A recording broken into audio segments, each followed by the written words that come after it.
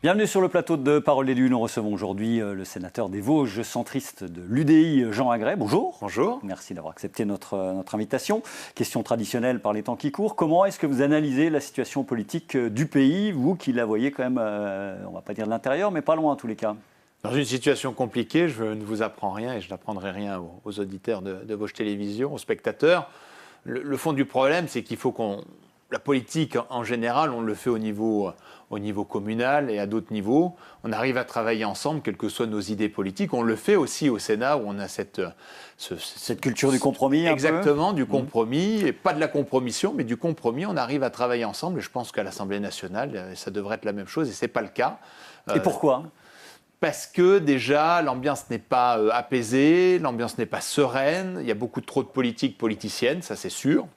Et au Sénat, déjà, il y a le respect de dire... C'est des choses simples, mais dire bonjour, être bien habillé, savoir se comporter correctement, pouvoir échanger des idées avec force et vigueur, mais respecter les idées des autres, je pense que c'est vraiment quelque chose d'important. On le fait dans nos conseils municipaux et on devrait être capable de le faire au niveau national. Alors, on va vous demander aussi votre opinion sur cet homme-là, François Bayrou, donc Premier ministre, qui a passé le premier écueil, c'était le vote du budget, mais qui est en pleine tempête, empêtré dans cette affaire Notre-Dame de Bétarame. Est-ce que son avenir pour vous est compté ? Est-ce que, à force de prendre comme ça des coups et d'avoir des choses qui s'accumulent, est-ce que vous pensez qu'il peut être durablement à Matignon ? C'est un vieux briscard, donc on va voir, il a l'habitude. Qu'est-ce qui se dit dans les travées des assemblées ? En fait, il gère la France telle qu'on pourrait la gérer sous la 4e République, c'est-à-dire des petits compromis, des accords. Voilà, alors pour l'instant ça tient parce que la situation n'est pas facile, il n'y a pas de majorité. L'Assemblée nationale n'a pas l'habitude de fonctionner comme cela, mais ça permet, avec l'aide du Sénat, la majorité sénatoriale à laquelle j'appartiens, de trouver des compromis, même en commission mixte paritaire, lorsque l'Assemblée nationale et le Sénat se retrouvent pour trouver des compromis. Donc on va voir. Moi, je pense qu'il faut de la stabilité, de la sérénité, que le gouvernement, il y a des personnalités quand même totalement différentes. Si on regarde le ministre de l'économie, c'est plutôt un rocardien. Bruno Retailleau est quand même plutôt conservateur. Donc je trouve que c'est ça qui est aussi intéressant dans le gouvernement qui a été composé par François Bayrou, c'est qu'il y a des personnalités d'horizons totalement différents, qu'ils arrivent à travailler ensemble et surtout peut-être avec une autonomie. Ce qui est intéressant, on le voit par exemple au moment des questions d'actualité, François Bayrou par exemple, que ce soit l'Assemblée ou au Sénat, n'est pas comme certains de ses prédécesseurs à répondre à toutes les questions à n'importe quel prix. Mais il peut être maladroit à certains moments. Vous l'avez constaté comme nous. On est bien d'accord, mais il arrive, en même temps, qui ne dit jamais de bêtises, qui ne se trompe jamais, mais voilà, il arrive à laisser parler ces ministres qui ont aussi des fortes personnalités, pour certains en tout cas, et répondre. Et avoir cette osmose, alors on verra. Donc moi, pour vous, le chef d'équipe, pas trop mal à vous entendre, c'est-à-dire. Oui, mais parce qu'il laisse jouer la partition de chacun avec les expériences de chacun. On l'a vu. Moi, j'étais pas forcément toujours sur certains ministres qui ont été nommés. Bon, plutôt étonné, mais pour l'instant, la tambouille se passe pas trop mal et surtout, il faut espérer que ça continue pour la France. Le Premier ministre n'a pas toqué à votre porte, d'ailleurs, à aucun moment, puisque au moment de constituer son gouvernement, il fallait rassembler toutes les familles. Il n'y a pas de Vosgiens, donc peut-être un jour on retrouvera des Vosgiens au gouvernement. Bon, on entend peu le centre en ce moment, on le constate tous au niveau national. Qu'est-ce que fait l'UDI ? Est-ce qu'il navigue en eau ? Est-ce qu'il est caché ou est-ce qu'il n'a pas son mot à dire aujourd'hui ? Si, en fait, c'est entre guillemets le problème souvent du travail du Sénat, c'est-à-dire que c'est un travail qui passe plutôt loin des radars, loin des télévisions. On a notre président Hervé Marseille, qui est président aussi du groupe centriste au Sénat, qui fait un travail de fond, parfois un travail dans l'ombre, qui n'est pas forcément une personnalité médiatique. On le voit avec cette photo qui ne va pas forcément résonner aux yeux de tout le monde, hein. Oui, il y a 60 sénateurs centristes au Sénat et on fait le lien justement entre la gauche, la droite. Donc un rôle charnière, que ça soit aussi dans les discussions au niveau gouvernemental, commission mixte paritaire et tout ce qui s'ensuit. Donc peut-être un rôle un peu plus effacé aux yeux du grand public, mais un rôle crucial du centre au Sénat. Puis aussi avec des groupes disparates, parce qu'il y a mon groupe, le groupe centriste, mais il y a aussi le groupe des macronistes, des radicaux. Il y a différents groupes centristes, donc on voit que le conglomérat centriste au Sénat est vraiment très important en termes de nombre de sénateurs. Alors, vous vous présentez comme les chantres de l'alternance. Quelle alternance, on a envie de vous dire? Avec qui, en d'autres termes? On va parler évidemment de 2027 dans un instant, mais quelle alternance vous pouvez aujourd'hui présenter aux électeurs français, sachant qu'on a une tripolarisation assez nettement marquée maintenant, hein? Pour l'instant, je ne peux pas le dire. Très sincèrement, moi, j'espère déjà que les ministres qui sont en place vont réussir leur travail pour qu'on voit les problèmes de sécurité, comme on a vu il y a encore quelques heures à Mulhouse. Et voilà, je pense qu'il y a vraiment des choses très importantes à faire, notamment au niveau du pouvoir d'achat, au niveau des gens qui veulent travailler, les artisans, les commerçants, les chefs d'entreprise. Il faut de la stabilité, de la sérénité. C'est vrai que la fin du quinquennat d'Emmanuel Macron va sembler un peu long, qu'il y a aussi beaucoup de personnes qui veulent être président de la République, c'est leur droit. Mais je pense aussi que le respect, c'est parfois de mettre son ego de côté et de mettre l'intérêt général en avant et qu'on puisse arriver tous ensemble à des compromis. Alors pour que la droite existe, question simple, est-ce qu'il faudra des primaires pour vous? Est-ce que vous souhaitez cela ou est-ce qu'il faudra un candidat centriste et un candidat de la droite plus traditionnelle? Non, moi j'ai toujours été pour des primaires ouvertes. C'est-à-dire que les partis, de toute façon, les partis politiques n'ont plus le poids qu'ils avaient encore il y a quelques années. Donc que déjà, il y ait des processus démocratiques un peu plus importants déjà au sein des partis, que les élections... Il faut que LR se repositionne. Hein. Voilà, Bruno Retailleau et Laurent Wauquiez vont voir qui sera le patron. Et puis ensuite, il y aura peut-être cet homme-là aussi qui va se mêler à la course. Voilà. Oui, il y en a plein d'autres qui ont des ambitions. Voilà, Lisnard, Castex, plein d'autres personnalités politiques qui ont envie d'être président de la République. Mais... moi, je pense, et c'est le problème en politique quand même depuis de nombreuses années, c'est qu'il y a beaucoup de paroles qui sont données, beaucoup de chiffres qui sont donnés. On l'a encore vu avec l'intelligence artificielle, différentes annonces qui ont pu être notamment sur la guerre, avec ce qu'il faut refaire pour réabonder le budget de la France. Mais je pense qu'à un moment, il faut promettre des choses et les tenir. Et le problème en politique depuis de nombreuses années, c'est ça, c'est que beaucoup de promesses qui ont été faites et pas beaucoup n'ont été tenues. Sachant que vous ne croyez pas beaucoup en l'homme ou à la femme providentielle. C'est-à-dire que ce côté hyper présidentialisé de notre régime, ça vous gonfle, pour parler un peu trivialement. Oui, mais moi je pense que c'est le collectif qui fait la force et que à croire qu'un homme va pouvoir changer la face de la France et sauver le monde, voilà, moi j'y crois pas beaucoup, même si je suis gaulliste de tradition. Voilà, mais il n'y a pas des Charles de Gaulle à chaque génération. Voilà, malheureusement, il n'y a pas des Charles de Gaulle à chaque génération en termes d'honnêteté, de probité, de vision aussi pour la France. Et qu'à un moment, il faut redonner du poids au Parlement, redonner du poids aussi aux collectivités territoriales, nos mairies, nos départements, nos régions, et que chacun assume ses responsabilités, et parfois même que chacun arrête de se plaindre et prenne la mesure des responsabilités que chacun exerce. Alors parmi les dossiers, la réforme de la franchise de TVA des auto-entrepreneurs, vous êtes monté au créneau avec cet abaissement du seuil à 25 000 euros. Pour l'instant, c'est mis de côté. Ça n'a pas. Alors c'était quand même assez contrasté, puisque par exemple la fédération du BTP est totalement pour cette réforme en disant qu'il fallait protéger nos artisans. Est-ce que vous êtes allé peut-être un peu trop vite en besogne ou est-ce que pour vous, il faut vraiment protéger avant tout les auto-entrepreneurs? En fait, le fond du problème, il peut y avoir un vrai débat. Déjà, on ne l'a pas eu. Ça a été un amendement qui a été déposé par le gouvernement un dimanche précédent, un dimanche après-midi qui a découvert au Sénat. Voilà. Découvert. Ou fin de découvrir. Fin de découvrir, exactement, certaines personnalités politiques. La chose, c'est qu'au bout d'un moment, on ne peut pas prendre les gens qui travaillent pour des imbéciles. Ça a été voté au mois de février, on demande une application au 1er mars. Au bout d'un moment, lorsque vous êtes auto-entrepreneur, je pense qu'il faut respecter les gens qui veulent travailler et qu'on ne peut pas voter quelque chose le 1er février, que ça soit en exercice début mars, avec un changement de TVA, un changement d'imposition. Encore une fois de plus, brouiller les cartes d'un point de vue économique. Il faut respecter le travail.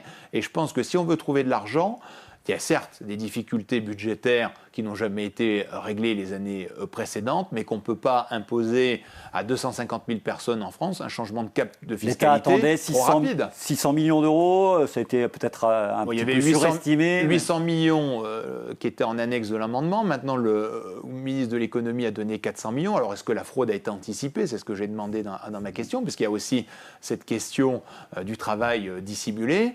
Il y a différentes questions qui se posent. Et à un moment, il y a aussi d'autres sources d'économie à trouver que de toujours taper sur ceux qui travaillent.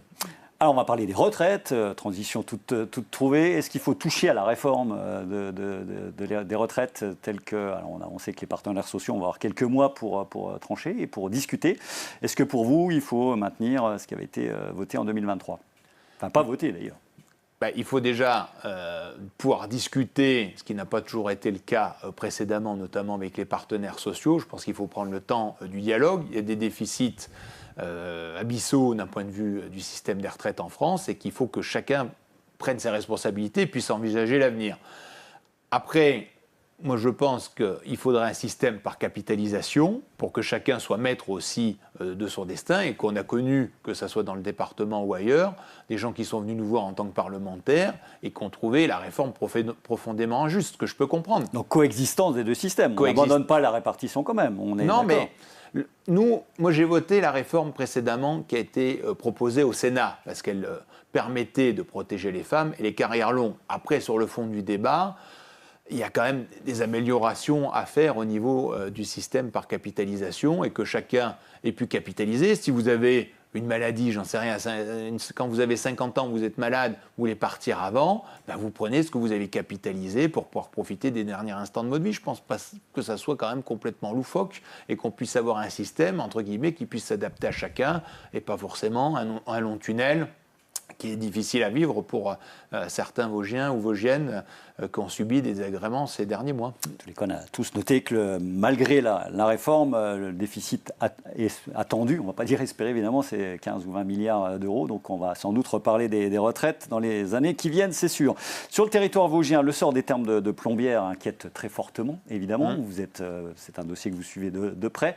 Où est-ce qu'on en est? Quelle est pour vous votre analyse et des esquisses de solutions? On n'a plus que 5 minutes maximum, on va être synthétique. Très rapidement, déjà il y a Madame le maire de Plombières, Lydie Barbeau et son équipe qui se battent, nous on les accompagne, les différents parlementaires, chacun avec des propositions différentes, comme celle du président du département, François Vinson, qui avait proposé. C'était une bonne idée cette SEM ou pas, franchement? Moi, sur le fond, je partageais plutôt le positionnement de la région et d'autres partenaires de dire... Pas de Ben Saïd. Pas de Ben Saïd, ça ne fonctionnait plus. Et Ben Saïd, d'ailleurs, voulait vendre l'outil des termes et il fallait mieux retrouver un repreneur et qu'on puisse avancer et repartir sur un projet accompagné par le département, la région, la Caisse des dépôts et bien d'autres partenaires. Alors ça, c'est de l'histoire ancienne. Les deux des trois sociétés ont été liquidées. Le problème, c'est que Bernard Ben Saïd possède toujours les bâtiments. Qu'est-ce qu'on fait? Comment est-ce qu'on en sort? Une enquête qui est en cours. La préfète reprend la main dans une réunion dans quelques jours en préfecture. Donc on va continuer à envisager différentes hypothèses et il faudra, à mon avis, faire comme ça a été fait à Vittel, que les pouvoirs publics puissent investir pour repartir. Parce que si Plombières coule, tout le territoire va en subir. Et puis c'est quand même une des plus belles marques thermales en France, donc il faut sauver Plombières-les-Bains. Alors, à un moment, vous avez évoqué un investisseur possible chinois dans ce dossier. Où en est-on rapidement? Il y a différents investisseurs possibles que j'ai pu rencontrer. J'en rencontre encore un la semaine prochaine. J'ai essayé, mais bon, vu que le problème c'est que le dossier est bloqué à l'instant T avec Ben Saïd, Ben Saïd qui vend à un prix pour l'instant trop élevé, c'est que même les repreneurs qui auraient voulu se positionner ne pouvaient pas racheter les termes. Donc ça c'est la première des choses. Nous sommes en contact avec différents repreneurs éventuels, mais la difficulté c'est qu'il y a quand même... Il faut un vendeur. Il faut déjà un vendeur, il faut plusieurs dizaines de millions d'euros pour rénover les termes. Et puis après, il faut faire fonctionner l'outil. Donc, on a des gens, mais il faut débloquer la situation. Alors, on parlait de la Chine. On a donc noté qu'effectivement, vous étiez proche de ce pays à taille de continent. On se souvient, vous arrivez à la tour chinoise avec une délégation. Pourquoi? Comment? Vous reprenez vraiment le flambeau de Christian Poncelet? C'est vraiment cette idée-là, à la fois d'un point de vue culturel, mais d'un point de vue économique aussi, redonner toute cette dimension de l'amitié franco-chinoise? Ça fait partie des différents pays avec lesquels j'ai des liens. C'est important. C'est tout un travail au niveau parlementaire qui est parfois un peu sous-estimé. Mais moi, je l'avais sous-estimé avant d'être sénateur. D'un lien au niveau international de diplomatie parlementaire sur différents sujets. On parlait avant cette émission du bois de Pernambouc, lorsque je suis intervenu pour le bois de Pernambouc avec le Brésil pour la lutherie de Mirecourt. Mais de pouvoir établir des liens forts avec certains pays, comme d'ailleurs l'avait fait... Vous l'avez très justement dit, le président Poncelet par le passé sur la Chine, ça permet, là je reprends le flambeau, puisque les relations ont été à l'arrêt pendant pas mal d'années entre la Chine et le département des Vosges, mais d'établir des liens culturels. Il y a eu une exposition qui a été faite dans un de nos musées à Remiremont. Il y a d'autres expositions qui seront faites, et là, en lien avec les élus de notre département, naturellement, chacun vient me voir pour pouvoir porter des projets culturels et éventuellement des projets économiques. Donc oui, c'est tout un travail de fond que je fais, que ce soit au niveau régional, au niveau national et parfois un peu plus loin pour ramener, faire la promotion, parler des Vosges matin, midi et soir. C'est ça qui m'importe. On croirait entendre Christian Poncelet. Ça tombe bien, vous êtes en train d'écrire sa biographie. Pourquoi? C'est vraiment la personnalité politique qui vous a construit politiquement? C'était un exemple, le président Poncelet était un exemple, je ne l'ai pas vraiment connu parce que j'ai commencé un peu plus tard, j'étais maire en 2016, il a arrêté sa carrière en 2015 et puis je n'ai pas vraiment connu... Romary Montin, voilà, comme vous, maire de Remiremont, sénateur, voilà.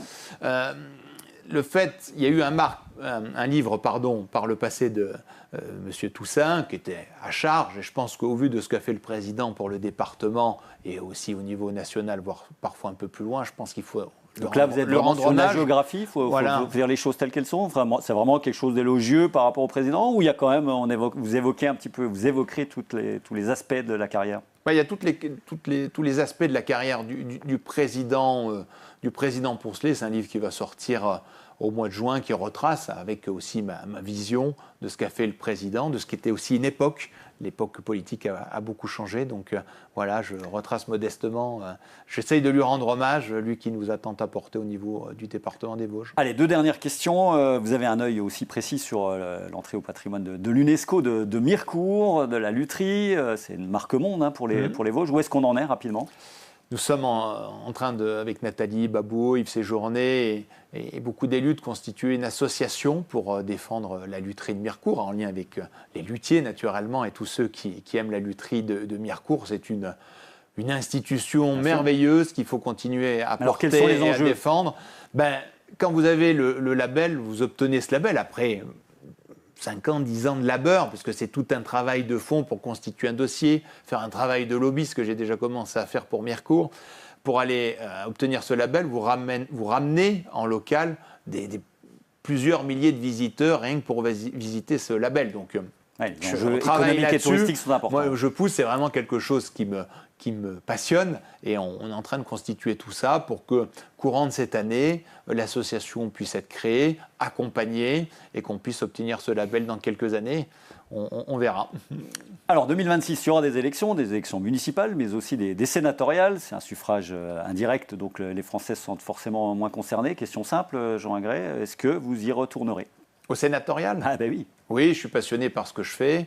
J'aime le travail avec les élus du département des Vosges, les dossiers concrets. Donc oui, je me représenterai au sénatorial l'année prochaine, comme je continuerai à être sur la liste de Jean-Benoît Tisserand, notre maire à Remiremont, qui m'a succédé, qui fait un excellent travail. Je serai toujours conseiller municipal dans notre ville. C'est important de pouvoir porter, très attaché à notre ville, très attaché à notre département. Donc je vais continuer à me battre si les Romary Montaines nous font confiance avec notre équipe, avec Jean-Benoît. Et puis après, au niveau des sénatoriales, oui, je compte bien y aller, puis continuer le travail que j'ai commencé ces dernières années. Jean Ingray, le sénateur des Vosges, sénateur centriste de l'UDI, était notre invité. Merci beaucoup d'avoir accepté notre invitation. On se retrouve dans 15 jours, exceptionnellement, pas d'émission la semaine prochaine. Et c'est le maire de Matincourt, Jory Suriot, qui a connu quelques difficultés, c'est le moins qu'on puisse dire, qui viendra nous expliquer tout cela dans 15 jours. Très bonne semaine à toutes et à tous. Merci encore. Merci.